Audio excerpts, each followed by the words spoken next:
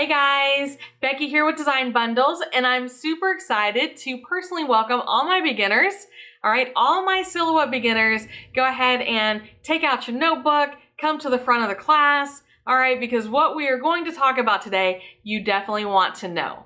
We are going over my 5 top favorite top secret tips to share with you as a beginner. But don't worry, you advanced users, you're gonna wanna stay tuned for this too.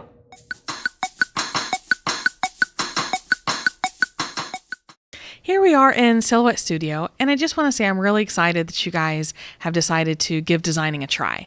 Now, hopefully these tips and tricks or hacks, or however you want to refer to them, are going to be helpful for you to help you along that journey.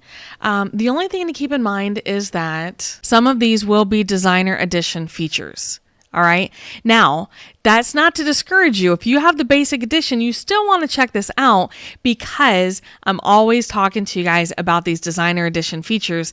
And, one of these days you're going to just bite the bullet and say, hey, that is worth upgrading for. Okay. Now, I don't work for Silhouette America. I'm not affiliated with them, but I am a big advocate of their software. I love it. So that's where my enthusiasm comes for upgrading. So no pressure, not trying to pressure you guys, but there we go. There's my little pitch on upgrading your software. Now, tip number 1, well, this is half of a tip. All right. There is a user's manual tucked right under the help menu. Now you guys may say, Becky, we already knew that was there. Okay, all right, that's fine. Maybe you knew it was there. You click on it, it opens up in your internet browser. And of course it's really long. It's 118 pages. You do not want to print this bad boy. But this literally gives you a ton of little nuggets about your software. So if you don't mind a little reading, at least give it a browse, all right? But the tip that I want to show you is if you just forget the reading, go all the way to the end, this is the page that you want to print. This is literally every shortcut that you can use in Silhouette Studio. So if there's a feature that you use over and over and over, for example, group is Control G, all right? Now, maybe everybody knew that. Okay, Control G, no big deal, Becky.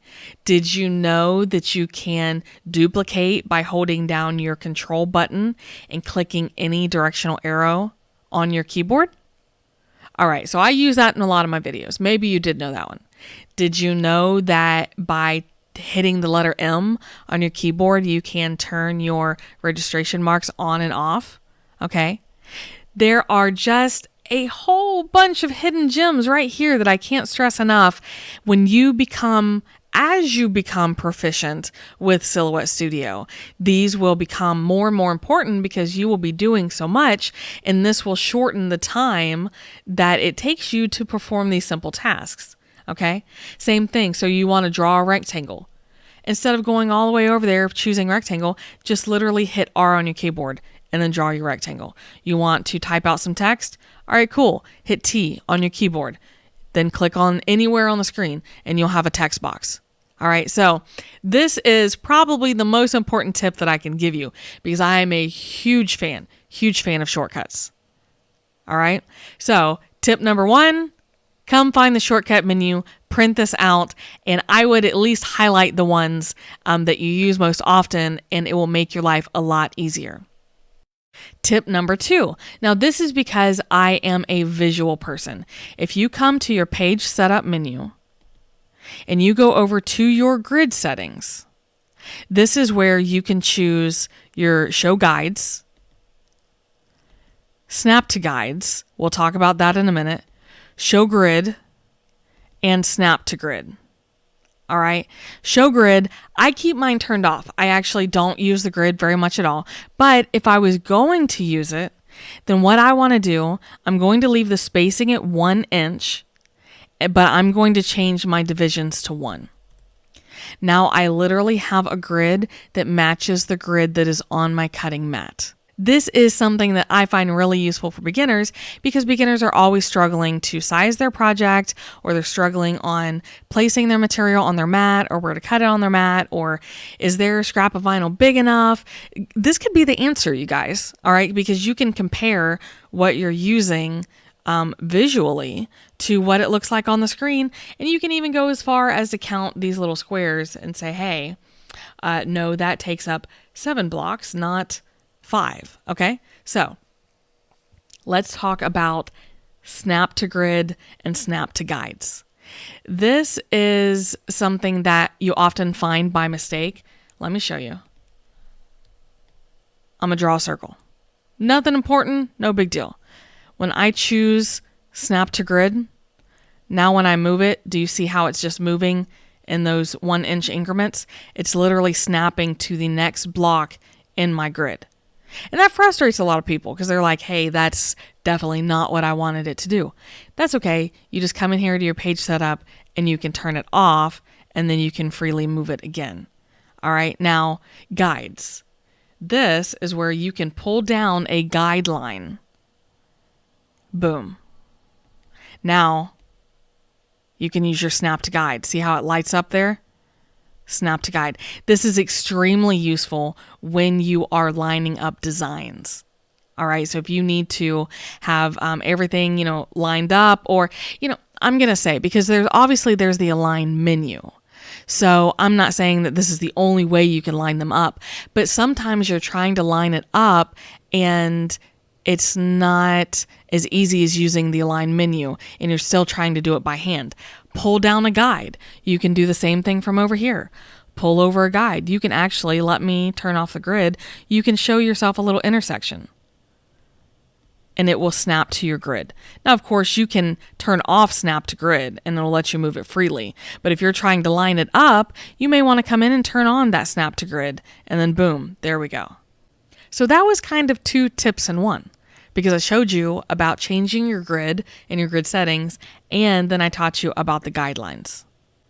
Now, in the same little area here under page setup, let's talk about your crosshairs. I'm going to turn my show grid back off, but do you see these gray lines?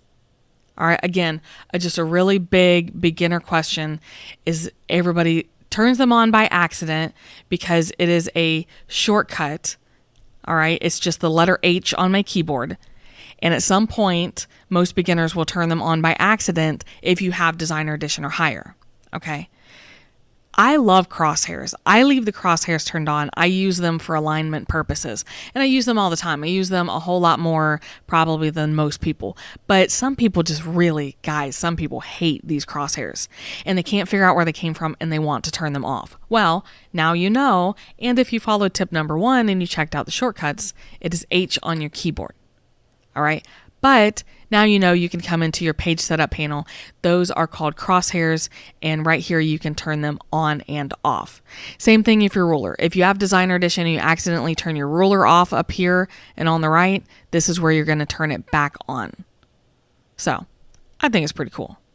You can also change your grid color. So if you have your grid on and the gray isn't doing it for you, you can come in here and select, well, obviously you don't want white, but you can select a different color and it just kind of spice it up a little bit. Now, I'll leave it on gray because I really don't use the grid lines anyway very often, but it's just another little tidbit you can get there. So believe it or not, we are on to number 4 already. Didn't I say this was going to be quick and easy? Definitely quick and easy. Now, believe it or not, 4 and 5 are actually, well, I don't want to call them the same, but I'm going to use the same terminology. They are both eyedropper tools. So the first eyedropper tool that we are going to talk about is going to be in your fill panel. You have your eyedropper here to select any color that is in your cutting area. Now, what do I mean by that? If I want to import, go to File and Merge. Okay, so this is my ELF adoption certificate. Now, I understand it's not super exciting to those of you who don't work with a lot of printables. I really loved this one. We do have a video on this if you ever want to check it out. Super easy. We worked with it in Canva. If you haven't used that website yet, super great. But say I want to make a matching tag. I would obviously want to match up these colors. So now I can use my eyedropper tool and I can pick up any color that I want. And the same goes for your line color. And it don't matter which panel you use that eyedropper tool on, it will translate over so that you can get an awesome printable tag, and the colors are going to match the other things that you've printed.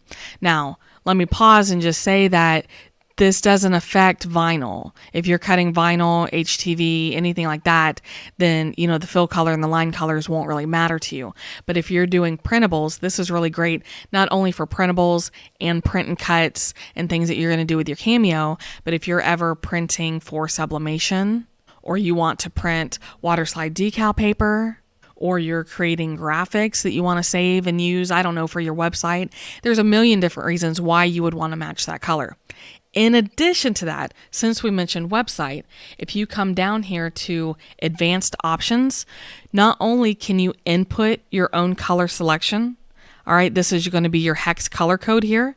So I can go out and I can say, okay, what is the hex color code for golden yellow? And Google will give me that answer, and I can come back and I can plug that in here. But I can also get my own hex code. I can use my eyedropper and I can pick any color on my screen, and then boom, right there is my hex code, which means I can take that code and use it in other programs.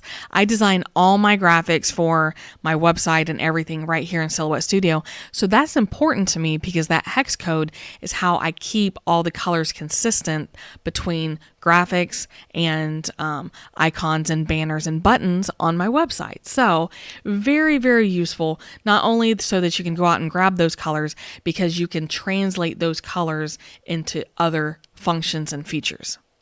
Okay, maybe you're not a graphic designer. Maybe you don't really care about printables right now. And you're like, Becky, that one was kind of lame. I'm sorry. I feel like I'm apologizing a lot in this video, but I just want you to understand that not all of these are going to be for everybody, but they are really cool. I'm a big advocate of learning everything you can, even if you don't use it every day. Okay, so I'm going to get off that horse going on there. Now, your second eyedropper is over here on the bottom of your menu, on the bottom of this left-hand menu. I call it the creation menu because this is where you create. You create lines, you create shapes, you create text. Say I'm going to type something out. Becky. Of course it's going to be Becky because Becky is an awesome name. And I'm going to fill it in with that awesome red color. Well, that's my line color. Just kidding. Awesome red color. And maybe I want a dark gray line color, and I'm going to thicken it up. And then I'm going to come and I'm going to choose a really awesome font that I love. Well, not that one. That one ain't doing nothing for me. There we go. Rainbow Dreams. Now I need to type out something else. What I can do, get ready for your mind to be blown. I'm going to use the eyedropper tool, click on my existing text, and it copies those properties over to my new text or shape. If I draw a circle, eyedropper tool, same thing. So you can literally anything. This will work whether it's an SVG file, whether it's something you created yourself. Now, let me take a step back. This is not going to pick up the text in an SVG file because those are not in a text format. The text, the font, and the characters of a font are not going to translate in a file that you have purchased or brought in, or even in a file that you have taken out of text editing mode. Let's talk about that for a minute.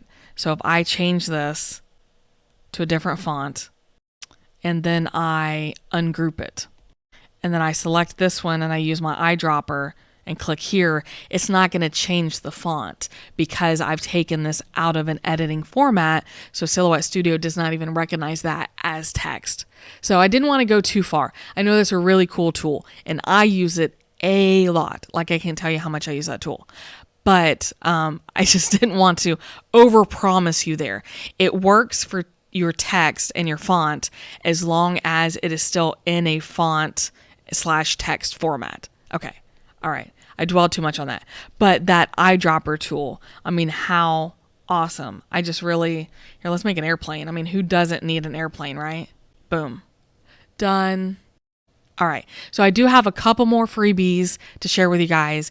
Technically, you know, that was 4 and 5, but I do have a few extras. Now, speaking of fonts, sometimes after you take them out of that editing format, it's easy to forget. Once you have a nice collection of fonts, it's easy to forget what font that was, right? Because so it tells me here, if I click off of it, it doesn't. But as soon as I click on it, it's going to tell me, okay, this font was the Rainbow Dreams font. What happens if I ungroup it and regroup it? Or had I welded it? Well, now, no matter how many times I click on it, it can't pick up what font that was. And obviously, I just proved that the eyedropper tool isn't going to work either. So how can I save this information to use? I can create a sticky note. And I can say font Rainbow Dreams. And there, I just have a little sticky note that's going to be there when I save this. It will save, and if I need to reopen it and know what fonts that I used, I got a sticky note. Isn't that awesome? Now, I'll be honest with you, I don't use the sticky notes a whole lot, but if you find yourself constantly asking, okay, how did I get to that point? What font did I use? What measurements did I do? Or, maybe this was a file that I created and I want to come in here and notate that it's mine and I can use it for commercial use. Or, there are tons of reasons why you would want to leave yourself sticky notes. What crafter doesn't need sticky notes of some form or fashion? I personally have sticky notes all over my workstation. I use sticky notes for everything.